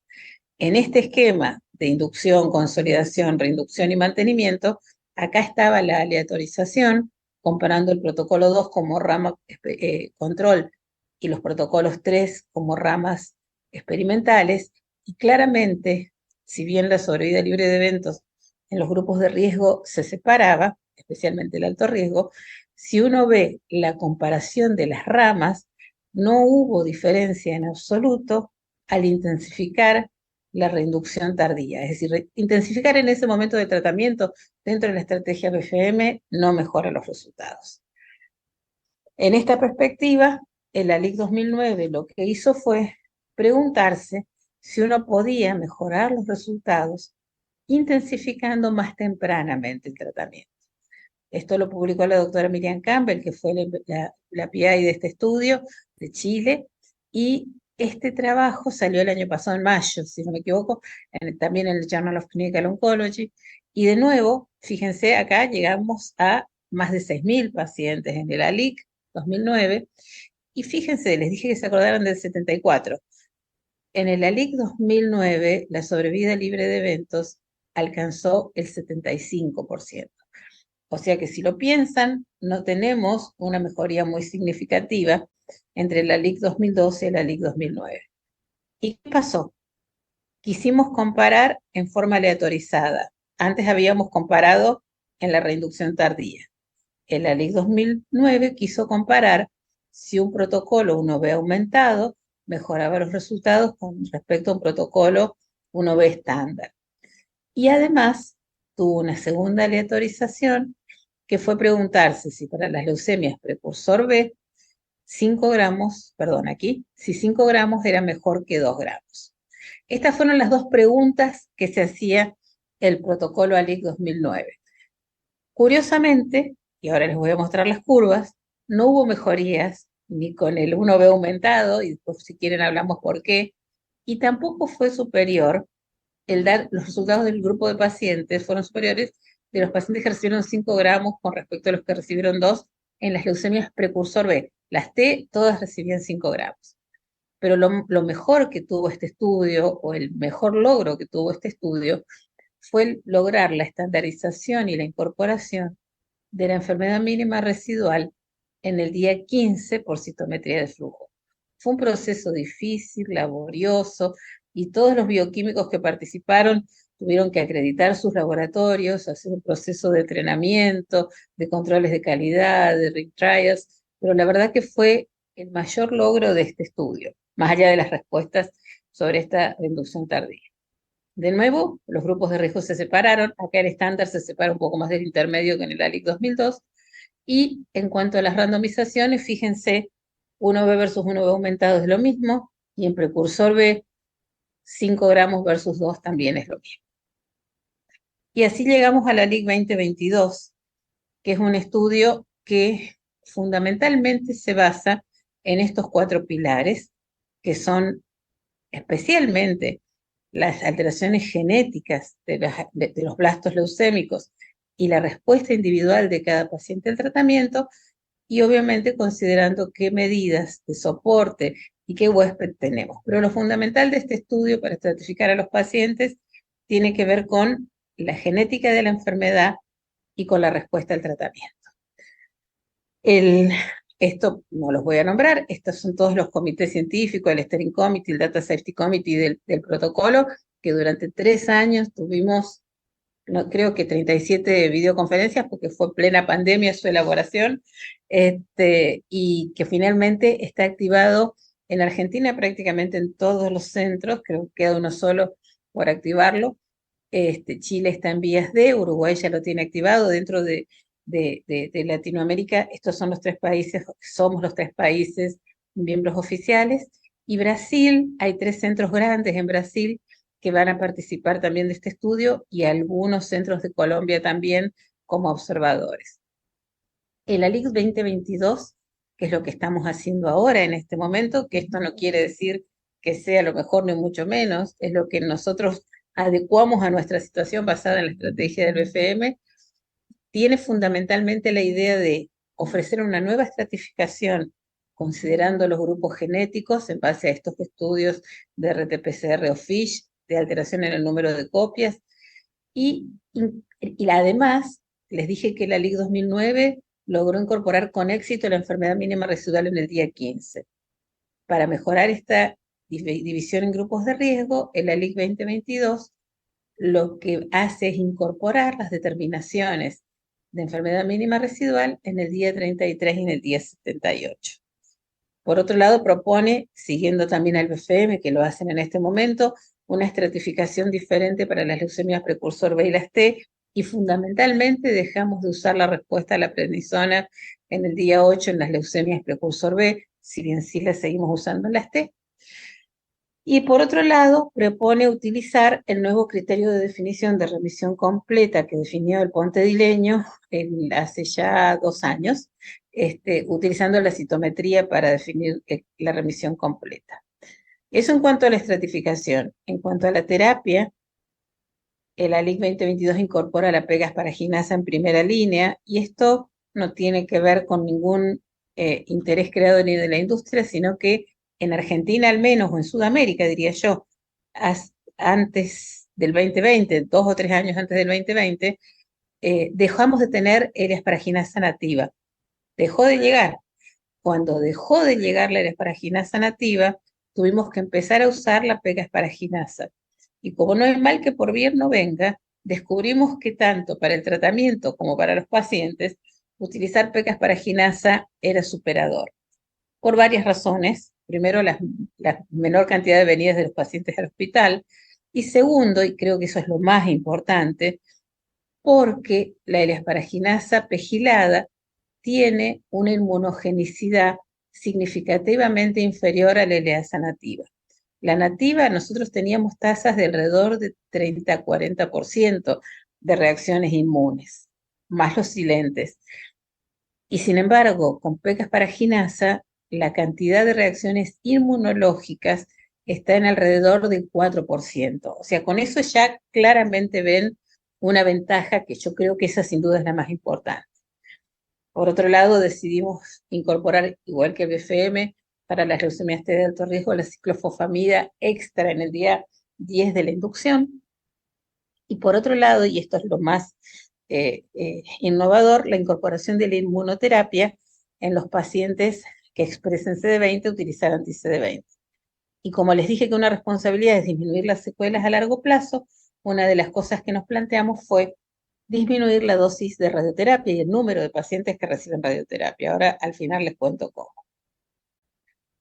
Los objetivos del protocolo, no hay duda que queremos mejorar las posibilidades de curarse de los pacientes a través de una mejor estratificación de ellos, como les dije, en base a la genética de la enfermedad y a la incorporación de nuevos time points para la enfermedad mínima residual. Una cosa que en Latinoamérica, y cuando hablo de Latinoamérica especialmente en Argentina, es que tenemos la responsabilidad de disminuir las tasas de muertes tempranas y de las muertes en remisión completa, y esto tiene una relación directa con las medidas de soporte que podamos ofrecerle a los pacientes. Tristemente digo que en Argentina tenemos tasas prácticamente inaceptables, y lamentablemente de nuevo acá hay inequidad, porque también hay regiones con menor acceso a la salud y con mayores tasas de mortalidad en inducción en remisión completa, y en eso estamos trabajando. Y las dos preguntas que trata de responder el estudio son evaluar si una intensificación con pegasparaginasa en etapas tempranas mejora los resultados, y después les digo por qué volvemos a pensar en esto antes con respecto a la LIC 2009, y además ver el rol de la inmunoterapia del anti-CD20 en las leucemias precursor B. Estas son las dos preguntas. Para todos los pacientes, si la pegasparaginasa extendida mejora los resultados, y solo para las leucemias precursor B, si la adición de anti-CD20, acuérdense que alrededor del 47% de las leucemias linfoblásticas agudas precursor B expresan CD20 al diagnóstico. Y recuerden que el CD20 se sobreexpresa en el día 15 hasta el 75% de las leucemias linfoblásticas agudas. Eso quiere decir que de todas las leucemias precursor B, el 75, 3/4 partes van a expresar CD20. A esas 3/4 partes las estamos aleatorizando entre recibir o no rituximab. No me voy a detener en esto, pero son mandatorios todos estos estudios en el protocolo. La morfología, aunque haya gente que diga que no sirve, la vamos a seguir mirando. La citometría es mandatoria. El índice de ADN es una gran ayuda en países como el nuestro, que tenemos un altísimo fracaso del bandeo G. Uno puede usar RT-PCR o FISH con estos rearreglos de fusión que sabemos que son los que definen intensidad de tratamiento, los que definen pronóstico. Para los menores de 1 año que se traten en el estudio, tenemos que tener FISH para el KMT2A. Y nosotros, o sea, se incorporaron el estudio de las alteraciones en el número de copias. Lo que para nosotros y para Argentina, y también para el resto de los grupos que participan de la LIC, era lo más accesible el estudio de MLPA para definir los diversos subtipos de ícaros, ya sea que lo tengan de lesionado, que no lo tengan de lesionado, que sean ícaros plus. Decidimos que MLPA era el estudio, obviamente se puede utilizar otros estudios para estudiar, para analizar las alteraciones del número de copias. Nosotros utilizamos MLPA con estas dos alzas, la 335 y la 327. Yo creo que todos ustedes alguna vez me han escuchado hablar de la estratificación de los pacientes. Como les dije, vamos a estratificar diferente a las leucemias, o estamos estratificando de manera diferente a las leucemias precursor B, de las leucemias T. En cuanto al alto riesgo, vamos a definir por alto riesgo a los pacientes que cumplan con uno solo de estos criterios que cumplan, los pacientes ya son definidos como alto riesgo, es decir, no hace falta reunir más de uno. Si son BCR-ABL positivos o KMT2A AFF1, que es el gen de fusión de la translocación 411, si tienen el rearreglo o gen de fusión del TCF3HLF, que es el gen de fusión de la translocación 17-19, que la verdad es que es requete contra inusual. Si tienen menos de 44 cromosomas o un índice de ADN de menos de 0,8, es decir, si son francamente hipodiploides. Si se tratan pacientes con este esquema, porque en nuestro país no todo el mundo puede utilizar el Interfan, estos son los criterios que definen alto riesgo. Y finalmente, si el paciente es ícaros plus y tiene una enfermedad mínima mayor o igual a 0,1 en el día 15 o mayor o igual a 0,05 al fin de la inducción o al fin de la consolidación, estos pacientes también son de alto riesgo. Con uno solo de estos, por eso siempre dice O. Y en cuanto a la respuesta, las leucemias precursor B serán de alto riesgo cuando tengan en el día 15 más de 10% de enfermedad mínima residual por citometría de flujo, o en el día 33 más o igual a 0,05 de enfermedad residual, o en el día 78 más o igual a 0,05 de enfermedad residual. Y por supuesto que aquellos que no alcancen la remisión completa al fin de la inducción en el día 33 también serán pacientes de alto riesgo, definiendo la remisión completa como un valor mayor o igual a 1% por citometría de flujo. En el otro extremo, para ser de riesgo estándar, así como en el alto riesgo con un solo de los puntos pasaba alto riesgo, acá para ser estándar hay que cumplir con todos los requisitos. El primero es las alteraciones genéticas. Solo puede ser de riesgo estándar un paciente que tiene demostrado, es decir, si no está analizado no puede ser de riesgo estándar, si son positivos para ETB6-RUNX1 o son hiperdiploides con más de 50 cromosomas, lo que significa un índice de más de 1,16, pero además tienen que tener una enfermedad residual menor de 0,1 en el día 15 y una enfermedad residual menor de 0,05 al fin de la inducción en el día 33. Pero además tiene que haberse descartado que no tiene las alteraciones genéticas de mal pronóstico. Quiero decir, hay chicos que hemos tenido, en los cuales hemos detectado el ETB6-RUNX1, pero son Ícaros Plus o tienen dirección del Ícaros. Ese paciente no puede ser de riesgo estándar, aunque responda al tratamiento tan bien como teniendo estas dos mínimas residuales el día 15 y el 33. El riesgo intermedio siempre es un gran grupo donde quedan los pacientes que no son estándar y que no son altos. Pero básicamente es el grupo de pacientes que en el día 15 tienen una enfermedad residual menor de 10, que alcanzan la revisión completa en el día 33 y que en el día 78 tienen una enfermedad residual menor de 0,05, siempre hablando de citometría de flujo. Y hay un grupo de infantes que son los que no son de alto riesgo que también quedan aquí. Y como les dije, que estratificábamos diferente, a los pacientes con leucemias de inmunofenotipo T, los pacientes con leucemia de inmunofenotipo T no van a ser de riesgo estándar en ningún caso, si bien es cierto que si uno mira la LIC 2009, son muy pocos los pacientes de inmunofenotipo T que terminan siendo de riesgo estándar. Para estar de riesgo intermedio, tienen que tener buena respuesta al tratamiento en todo momento. Tienen que tener, seguimos considerando la respuesta a la prednisona, tienen que ser buenos respondedores a la prednisona, tienen que tener menos de 10% de enfermedad residual en el día 15 y tienen que estar en remisión completa en el día 33, esto confirmado por un porcentaje de blastos menor al 1% por citometría de flujo. Y además, en el día 78, es decir, al fin de la consolidación, tienen que tener una enfermedad residual menor de 0,05. Por el contrario, van a ser de alto riesgo, y acá vuelve a aparecer el O, los pacientes que con uno solo de estos puntos pasan a alto riesgo. Si tienen una respuesta a la prednisona son de alto riesgo, si tienen más de 10% de mínima al día 15 pasan a alto riesgo, o si el día 33 no alcanzan la revisión completa, y por supuesto, si el día 78 tienen una enfermedad residual mayor o igual a 0,05%. Me detengo 2 minutos en la enfermedad mínima residual para decirles esto.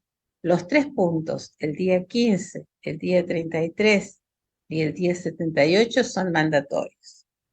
Al día 15, aparte de sernos muy útil para definir si es estándar, porque si no tiene enfermedad residual evaluable y con menos de 0,1 el día 15 no puede ser de riesgo estándar, le agregamos el que hay que tener la evaluación del CD20, porque ese es el momento que nos permite definir la aleatorización. Y por lo tanto, los citometristas se han tenido que acostumbrar a informarnos que si en los blastos el porcentaje de CD20 es mayor o igual a 10%, esos son los pacientes que son target de la aleatorización con o sin rituximab. El día 33, que nos sirve para las precursor B para definir si son de alto riesgo o no, con el cutoff de 0,05, también se agrega que nos sirve para definir el estatus de revisión completa. Y el día 78 no solo es fundamental para decidir el grupo de riesgo, sino que es fundamental para definir la indicación del trasplante de células precursoras hemopoyéticas. Además, es mandatorio, aparte de para definir el grupo de riesgo, es mandatorio que los casos que sean positivos o dudosos tengan revisión central.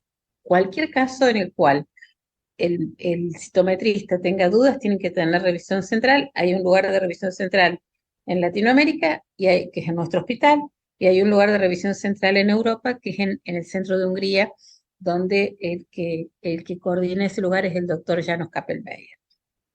Entonces, y en nuestro hospital el doctor Jorge Rossi. Entonces, los centros tienen que estar acreditados, pero además, si los casos son positivos o dudosos, es mandatoria la revisión central, porque lo que hemos aprendido de los citometristas es que las médulas del fin de la consolidación son muy difíciles para ellos, justamente porque las células de regeneración normales se confunden, las hematogonias se confunden con los blastos. Entonces, lo que dije al principio, no queremos ni subtratar ni sobretratar a los pacientes. Antes de los pacientes que tienen indicación de trasplante, también es fundamental contar con la enfermedad mínima residual para definir si necesitan o no, además de si recibieron o no rituximab, incorporar blinatumomab, anti-CD19. Y en resumen, todos los puntos son mandatorios. Y si el paciente tuvo enfermedad residual positiva en el día 78, se aconseja hacer nuevamente enfermedad residual antes de los bloques siguientes de alto riesgo, de manera tal de ver la cinética de eliminación de la enfermedad residual.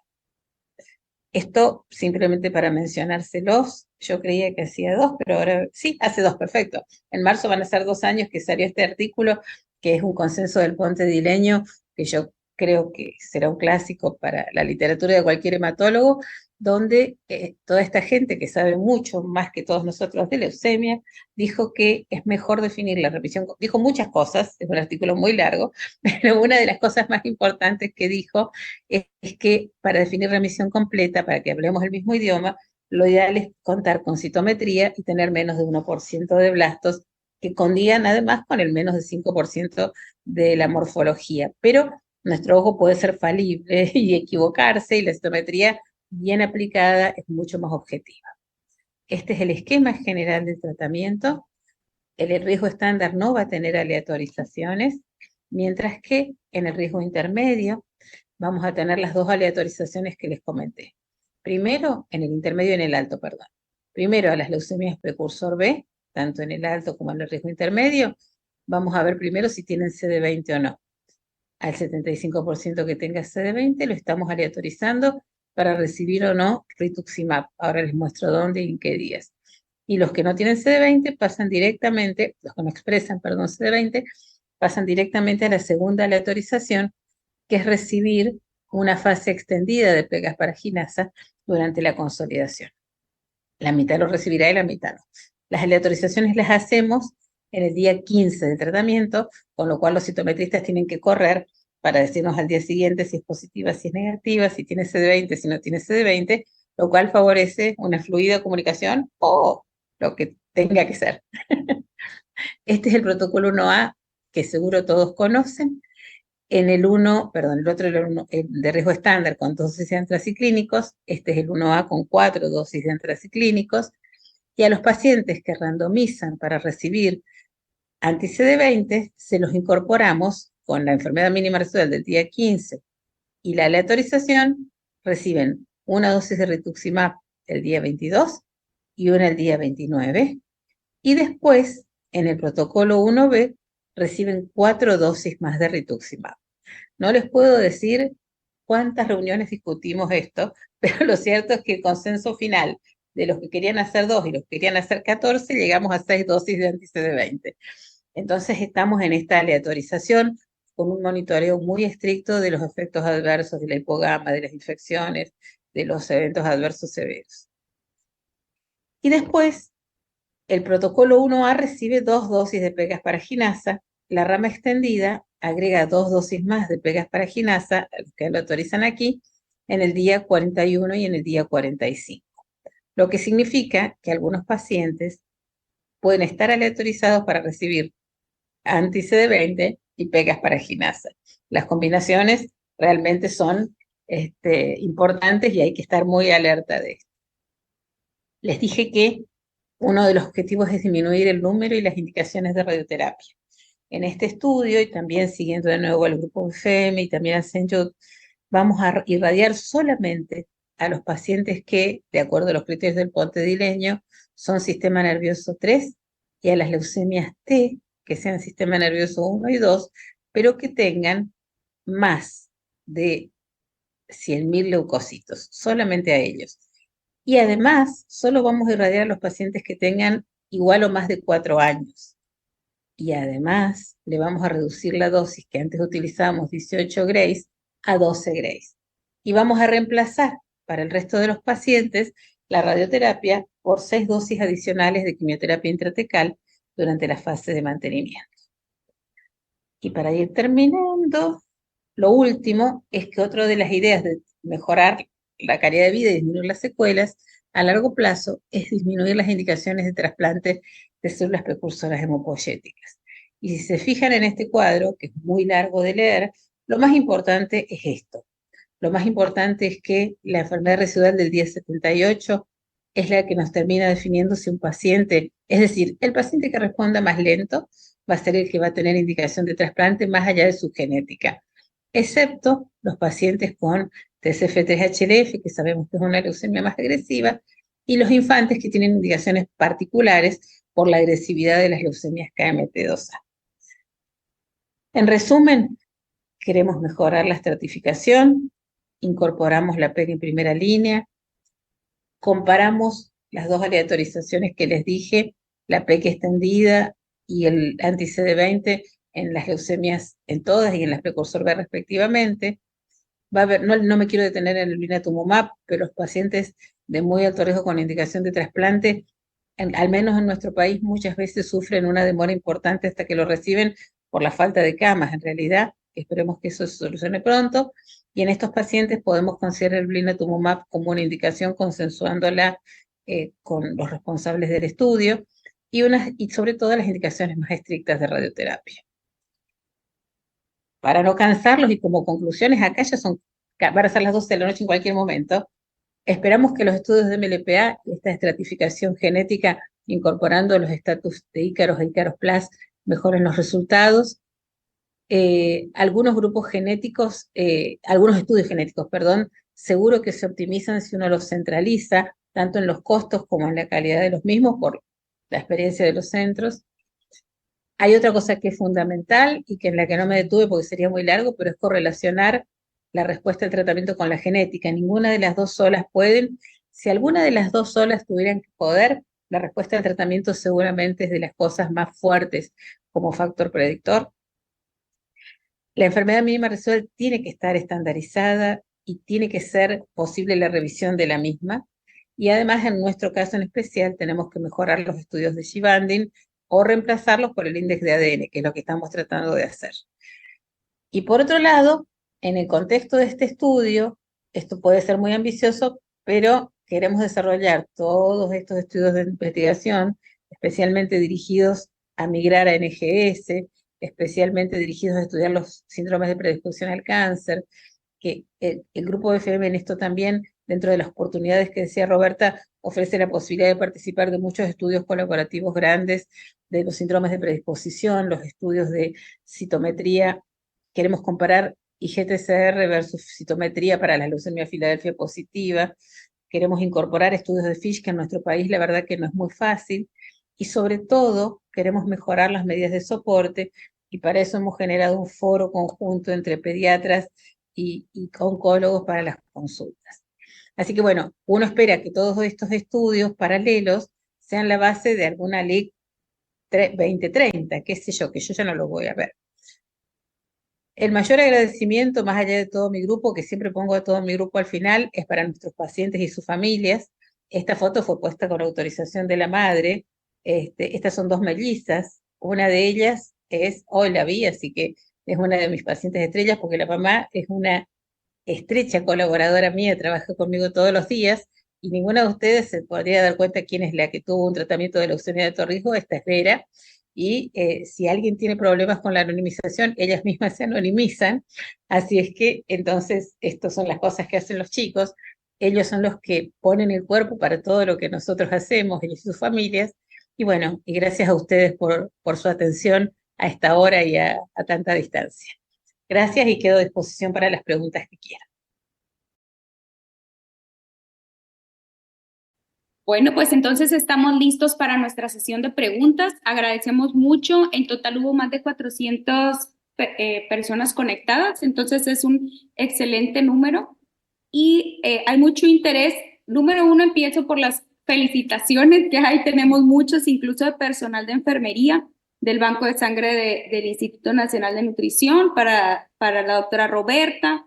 Y incluso voy a empezar con una pregunta que es para nuestras dos ponentes invitadas especiales el día de hoy, y porque me encantó. Dice, para ambas doctoras, ¿consideran que ser mujeres ha representado una ventaja en cuanto al logro de una mayor empatía con el paciente y sus familiares y con ello una mayor adherencia al tratamiento, confianza y mayor actitud positiva? Roberta. Adelante. Bueno, empiezo yo. Sí. Honestamente, yo creo que no. ¿no? Que también, de cierta forma, es un poco parte de estos estereotipos y prejuicios que tenemos, porque yo tengo muchos colegas hombres que probablemente pueden tener en algunas circunstancias incluso más empatía que yo, ¿no?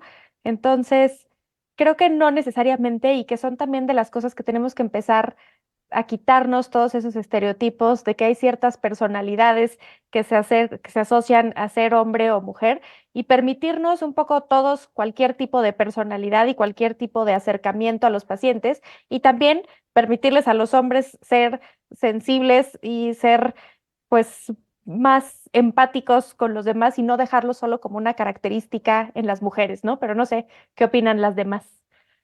En cuanto a lo que yo pienso, sinceramente creo, coincido en que no hay una ventaja en el lograr mejor adherencia y demás. Creo que tiene que ver con dos cosas. Uno, con el interlocutor que uno tiene enfrente. Nosotros tenemos una sociedad, todo lo que tú contaste tiene que ver con una sociedad, creo que en México más que aquí, pero que es machista básicamente. Entonces a veces hay padres y hay pacientes que prefieren el médico varón. Nosotros tenemos solamente 2 de un grupo de 7.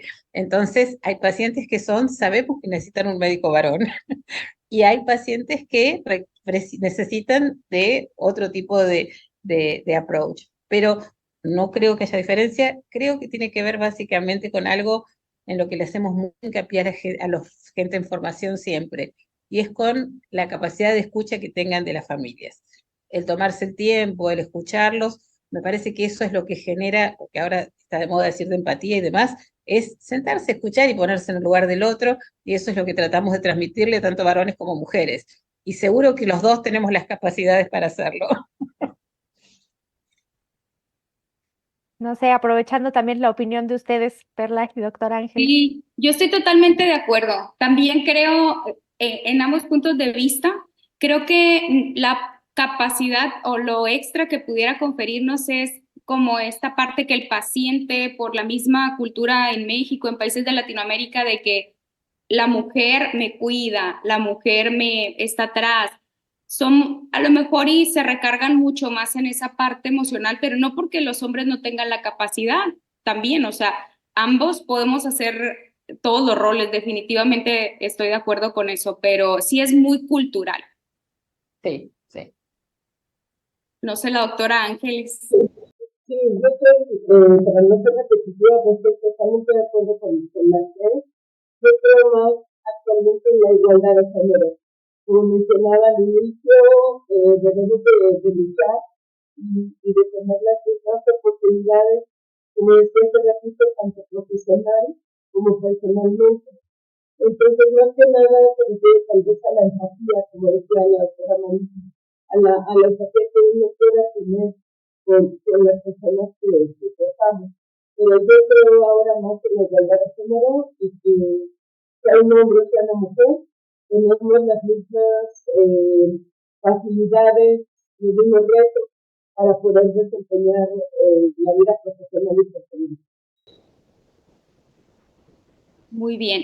Ahora voy a empezar con una anécdota que me ocurrió con Roberta hace más o menos como unos año y medio, porque acababa de nacer mi bebé.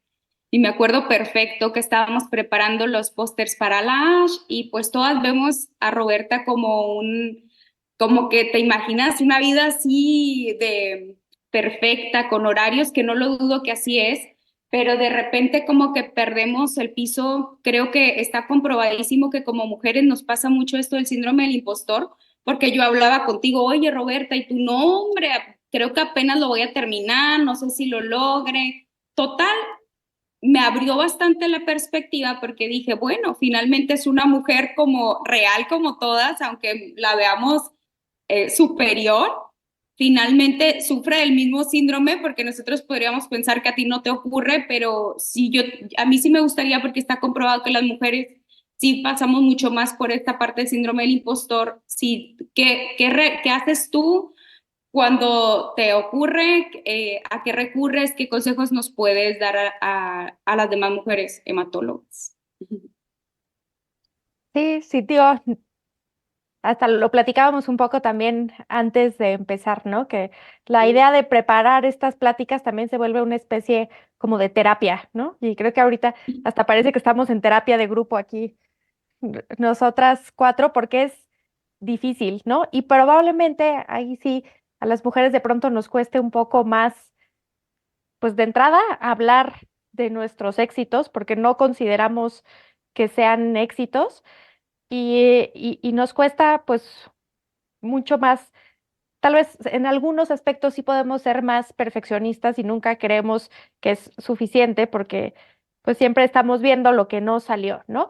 Pero creo, no sé, creo que no tengo ninguna estrategia para el síndrome del impostor y creo que también, pues de cierta forma es bueno estar conscientes de que nada es perfecto y de que a todos nos faltan un montón de cosas para poder ser el ideal de lo que quisiéramos ser, ¿no? Y creo que también nos falta un poco a todos, pues, escuchar los fracasos de los demás, ¿no? Porque estamos muy acostumbrados a ver la parte bonita de los éxitos de las personas y cuando ves eso, pues sientes que todo les salió bien siempre. Y la realidad es que no. Todos tenemos un chorro de rechazos en muchas cosas que salieron mal en el camino y tal vez nos falta un poco poder compartir eso para poder compartir retos, saber pues que todos esos nos y todos esos rechazos son lo necesarios para lograr cualquier éxito menor o mayor, ¿no? No sé, ¿qué opinen las demás?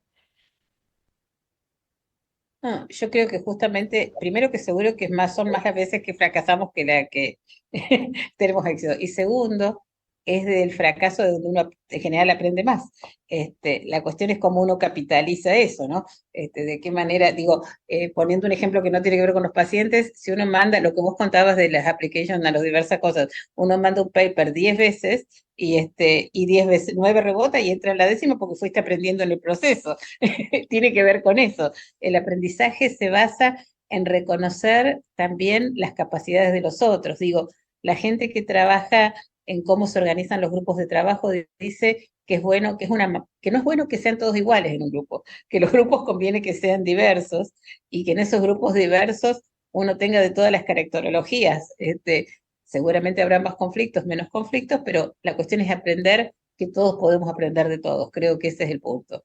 Y sobre todo, en esta etapa de mi vida, que capaz que soy de las mayores, ya tengo 62 años, en esta etapa de mi vida uno sabe que aprende mucho de la gente joven. Al menos a mí me pasa eso. Hay un montón de cosas que yo digo, la verdad es que lo hacen mejor, lo que decías de que el alumno supera al maestro. Y uno tiene que aprender a reconocer eso para darles el lugar y para que también cuando, mi objetivo yo pienso siempre es que cuando uno se vaya, cuando las personas tenemos personalidad fuerte y demás, que no se note, que las cosas marchen y mejoren. Este es un poco lo que creo que tiene que ver con que las cosas marchen bien, me parece que es eso. Sí, justo ese ejemplo que pone de los papers es claro, ¿no? Porque generalmente uno está muy contento cuando ya te lo aceptaron y te lo publicaron, pero un año antes estuviste sufriendo con los 10 rechazos. Y el problema es que hay gente que tira la toalla con el segundo rechazo, ¿no? Que se siente muy feo el rechazo y que te digan Exacto. que no. Y como te dijeron que no sientes, pues que no sirves para nada y que ya nunca te van a aceptar nada y ya lo dejas de intentar. Pero un poco hablar de que a todos nos han dicho que no en muchos Absolutamente. lugares, en muchas ocasiones, y que uno tiene que seguir fastidiando hasta que te digan que sí en algún Ujú. lugar, ¿no? Totalmente Sí, de acuerdo. yo creo que algo muy importante, como dice la vez, es que y a muchos les pasa muchas cosas. Yo he enfrentado muchas cosas en muchas cosas de la vida, pero creo que una de las cosas más importantes por mí, parece que estamos en terapia, pero es mantener una buena autoestima, ser siempre y como decía Roberta, experimenté yo también siempre un compañero me pedí una vez porque tú siempre tienes que ser más fuerte que los demás. Entonces, cuando yo de repente me enfrento a una situación profesional o personal, siempre le digo, y como dice Roberta, no abandonar tus proyectos, porque pueden pasar muchas cosas. La seguridad es algo también muy, muy importante. Y cuando tenemos alguna deficiencia en la autoestima, en la seguridad y todo, pues trabajar en ello. Nada somos perfectos, entonces identificarlo, trabajar en ello para poder siempre lograr lo que nos apetece. Muy bien, muchas gracias por sus respuestas. Ahora voy a pasar a las preguntas de la segunda charla. En primer lugar, nos preguntan si en países, por ejemplo, como nosotros en México, que tenemos condiciones tan heterogéneas, es decir, que hay diferentes sistemas de salud, hay diferentes tipos de seguridad social o privada, acceso a diferentes medicamentos, incluso en el mismo país. ¿Qué opina de protocolos dirigidos a un país? Si conviene unificarlo o es mejor adaptado a cada lugar. A un país o dentro de un país a diversas realidades. Exactamente, así es. O Ah, sea, un heterogéneo en el país, si los protocolos pudieran ser homogeneizados o no. yo sinceramente soy una defensora acérrima de la equidad. Por un lado, casi diría que me enoja cuando uno dice, en este lugar no podemos hacer esto, entonces le tengo que bajar la intensidad, porque si uno está haciendo otra cosa es porque piensa que es mejor. Entonces, me parece que tiene que ver con un sentido, en nuestro país, curiosamente, el 75% de las leucemias linfoblásticas pediátricas se tratan en el medio público. Y curiosamente también los resultados son mejores en el medio público justamente por la cantidad de pacientes. Es decir, tener cobertura social no mejora las posibilidades de curación en mi país. Entonces, por eso uno puede tener la bandera de la equidad adelante. Muchas veces es más lo que tenemos que tratar de mejorar en el medio privado que en el medio público. Pero lo que yo creo es que ninguno tiene que tener, en ningún caso tenemos que decir, disminuyo mis expectativas. Yo creo que uno, si está convencido que hay algo que es mejor o que hay una evidencia, lo que hace falta es las voluntades, es unir voluntades y unir egos, que no siempre es tan fácil, y convencer a los citometristas que tienen que compartir las citometrías. Y yo siempre digo, es mejor si compartimos la responsabilidad. Nadie tiene que sentirse auditado. Entonces, compartir las enfermedades residuales, compartir la medicación, más allá de las leyes de trazabilidad y demás, distribuir los pacientes de acuerdo a una estratificación de centros. Quiero decir, si un lugar privado puede ofrecer mejores resultados y mejor acceso, tiene que tener los pacientes de alto riesgo. Y el lugar que tiene menos posibilidades, tratar a los pacientes de riesgo estándar. Probablemente todo lo que yo digo sea utópico, es muy probable, pero he llegado hasta acá utópica y me resisto a claudicar en esto. Así es que entonces, yo creo que uno tiene que ofrecerle a todos los pacientes lo mejor que puede y no resignarlo. Entonces, si hay que pelear para que vaya a un centro de mayor complejidad, habrá que pelearlo. Si el paciente no tiene cobertura, pero creo que hay que darle blinatumomab, habrá que pelearlo. Y bueno, después se choca uno con la pared si puede o no puede hacerlo. Pero me parece que lo que tenemos que lograr es la equidad. Y si uno hace adecuaciones, porque este lugar, a ver, siempre puede pasar que haya una familia que no tiene forma de ser trasladada. Esto nos puede pasar. Pero en nuestro país, que es muy extenso, hay provincias con muchas necesidades, con muchas falencias, y a veces lo mismo tenemos que trasladar al paciente con toda esa problemática. Si creemos que le da una mejor oportunidad, hay que hacerlo. La responsabilidad nuestra es ofrecerle al que tiene más y al que tiene menos la misma posibilidad de curación. Por eso es que creo que uno tiene que tratar de homogeneizar en el país el acceso a los medicamentos, a los estudios, al soporte. Esta es mi idea.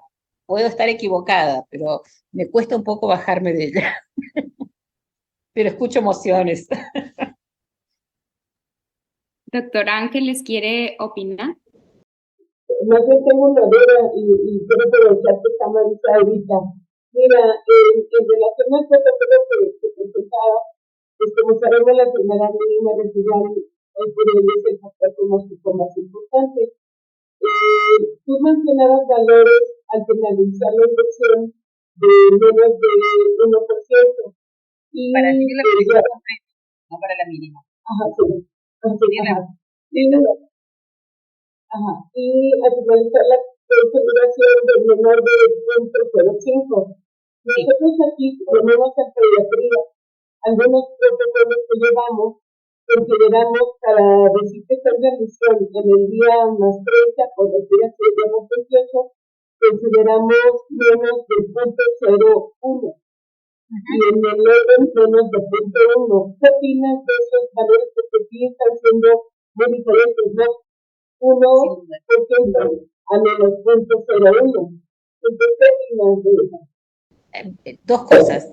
Por un lado, quiero compartirles medio minuto, si no les molesta, un slide para explicar una cosa de lo que vos estás preguntando. No sé si ahí lo ven. Denme un minutito. ¿Qué es esto? Esto para explicar lo que vos decías. Acá, este cuadrito de abajo. La enfermedad mínima residual, si es de menos de 0,05, para el fin de inducción y fin de la consolidación, para nuestro protocolo es negativa y está en remisión. La situación intermedia es esta. Más de 0,05, que si es precursor B va a alto riesgo y si es T no, y menos de 1, perdón, es enfermedad mínima residual positiva y está en remisión completa.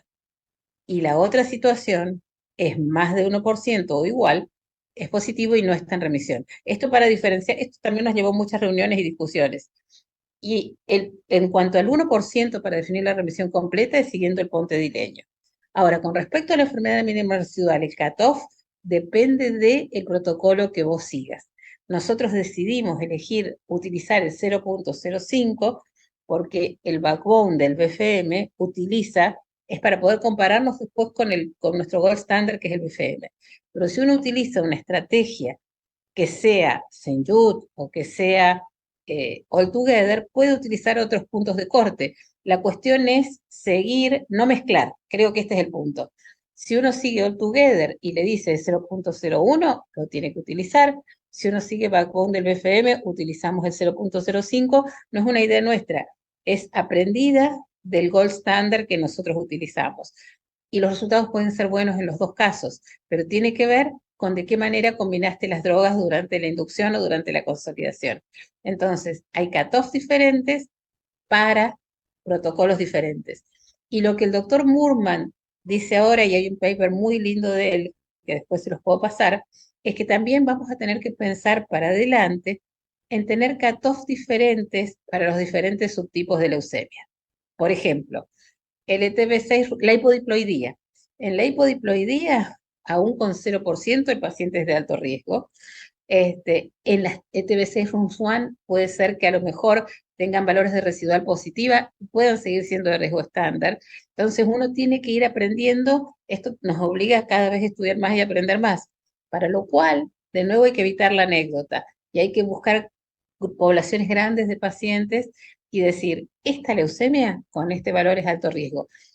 No lo podemos hacer ahora, todavía estamos en la etapa de utilizar cutoff uniformes, pero es probable que el próximo protocolo tenga cutoff diferentes para los diferentes subtipos de leucemias, es muy probable. Uno tiene que pensar que lo que hoy hacemos depende de qué protocolo seguimos, pero que también hay que tener la cabeza abierta a que eso puede cambiar en el camino. Eso es lo que yo pienso de los cutoffs diferentes. No sé si te contesté. Sí, muchas gracias. Muchas gracias. Bien. Excelente. Voy a hacer una pregunta más que nos preguntan para la doctora Marisa. Si en un paciente con cromosoma Filadelfia que es positivo, disminuyen la radioterapia si utilizan dasatinib. Lo que hacemos es lo siguiente. Solo irradiamos, las reglas de radioterapia no cambian. Solo irradiamos a los pacientes que son sistema nervioso 3 y los Filadelfia no son T, así que no entran en la categoría de T y más de 100.000. Yo nunca vi una Filadelfia T. No los irradiamos más, pero al que tiene a todas las Filadelfia les damos imatinib a menos que sea sistema nervioso 3. Al que es sistema nervioso 3, el protocolo indica darle dasatinib de entrada. Así que esa es la diferencia. No, de hecho, la Filadelfia, si son sistema nervioso 1 o 2, no se irradian, hacen PLs con intratecal durante el mantenimiento. Pero sí hacen dasatinib, que tiene mejor pasaje al sistema nervioso. Perfecto. Pues Muchísimas gracias por la aportación de todas. Increíble charla, parte motivacional, parte académica. Resolvimos muchas dudas. Entonces, voy nada más a poner algunos recordatorios brevemente. Les recordamos descargar su constancia antes de que finalice esta sesión. O sea, si no lo han hecho, realizarlo porque después ya no se puede realizar. Y si nos pueden apoyar con este link para la encuesta de satisfacción. Por lo demás, agradecemos muchísimo a nuestras ponentes su asistencia y que tengan una buena noche. Gracias por todo. Muchas gracias a ustedes. Muy, muy linda sesión.